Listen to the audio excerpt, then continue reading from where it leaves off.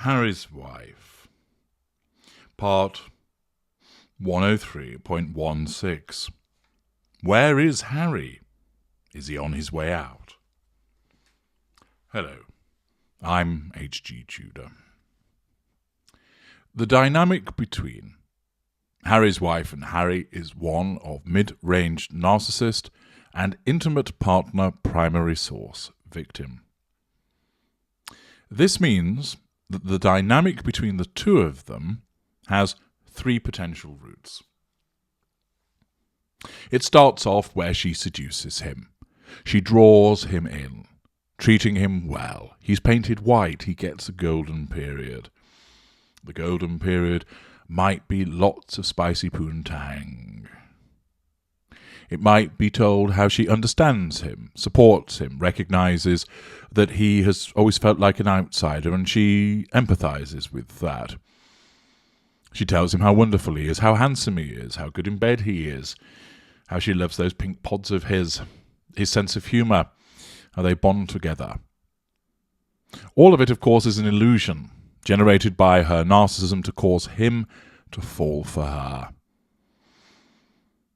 Having been drawn in, he's embedded as the intimate partner primary source, meaning that he's the easiest to control of the individuals available to her that provides fuel to the greatest extent, the best character traits and residual benefits. With all those boxes ticked, he's crowned as intimate partner primary source. The golden period continues, and then the sustained devaluation occurs. And that's where Harry finds himself now. He's in the sustained devaluation where he'll be subjected to silent treatments, arguments, circular conversations, being malignly triangulated with others, possibly the victim of physical assault, insults, huffs, guilt-tripping, emotional blackmail, and a whole other range of mid-range manipulations. Sprinkled throughout this are the respite periods, the reappearance of the golden period to keep him hooked. The push, the pull, the push, the pull, the up, the down, the in, the out. He doesn't know whether he's coming or going. He doesn't know what he's dealing with. He recognizes at times that her behavior is poor, reprehensible, downright awful even. But he's invested. He's invested emotionally, he's invested financially, he's invested in terms of the two children, irrespective of whether you believe in them or not. He remains stuck. He doesn't know what he's dealing with, and his own emotional thinking clouds his judgment. Thereafter, as I mentioned earlier, there are three routes available to this dynamic.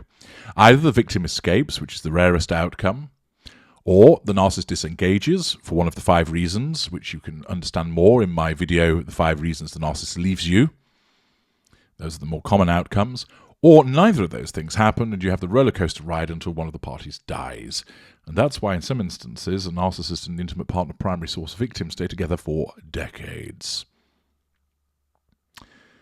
Harry appears to have gone missing.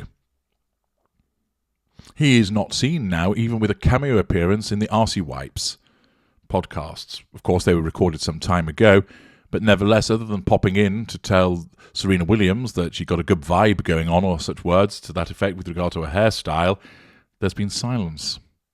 We've not seen him juggling the balls outside the window.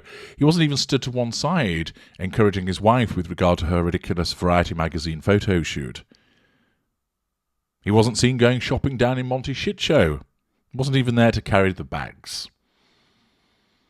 We know that Harry's wife is getting out and about. She's off to Indianapolis next month.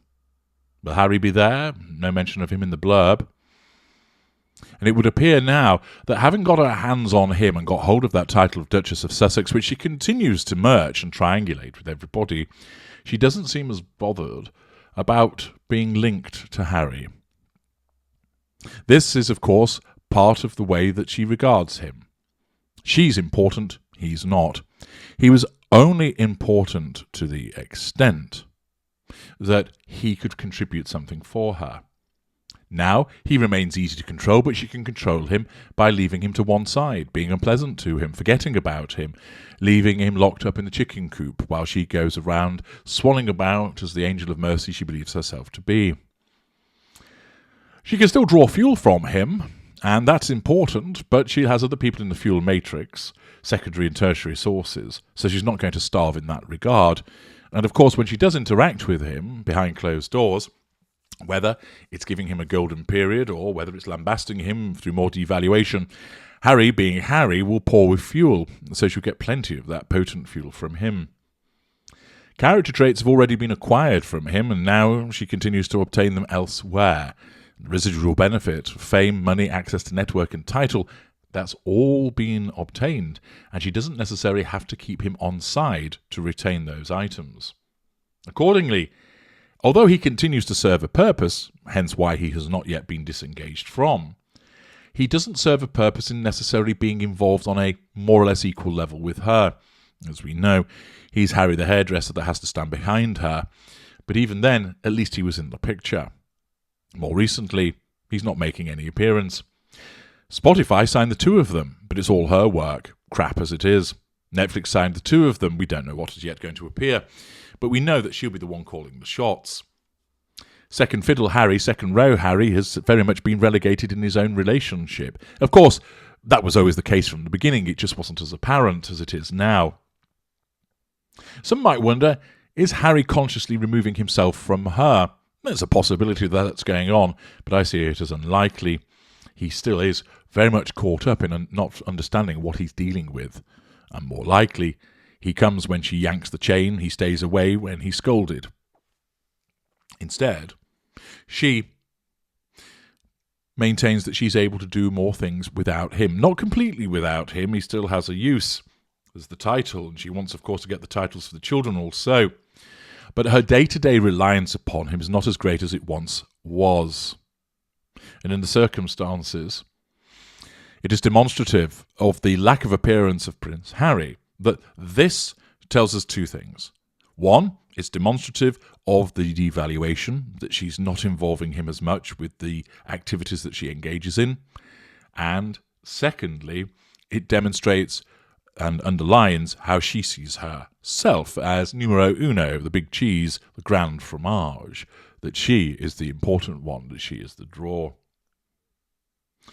So, in terms of where Harry is, he's probably running around doing the menial stuff while she flounces around. He hasn't gone, he's not left, but he's certainly less prominent, because she doesn't need him to be prominent. It's all about her decision-making as to where he features. It's at her say-so. Is he on his way out? Not immediately, no. But because he's in the sustained devaluation, there are two possibilities. He might have enough of this and walk.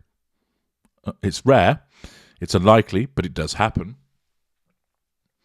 Or, more likely, she gets rid, but she's not at that point just yet. He still does serve a purpose. But his lack of prominence is all down to her narcissism, the way that he's an object that is there to be used and utilised as and when she sees fit. He's there only at her grace and favour. He's an appliance that's there to be utilised in the way that her narcissism sees fit, and if she doesn't need him, then he basically is kept to one side, because it has to be all about her. I'm H.G. Tudor. Thank you for listening.